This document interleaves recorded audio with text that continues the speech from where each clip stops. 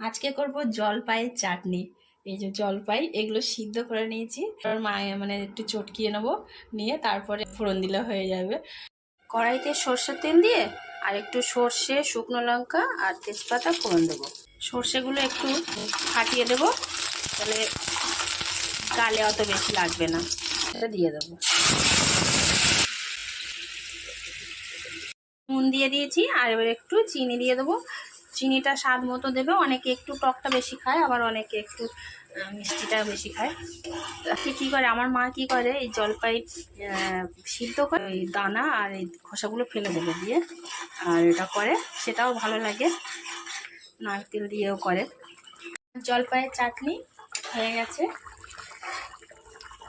এদিকে তো মাংস হচ্ছে, আজকে চিকেন জলপাইয়ের চাটনি হয়ে গেছে। আর একটা সবজি রান্না করেছি, আবার সেন্টারে যেতে হবে, তারপর আবার ছেলেকে আনতে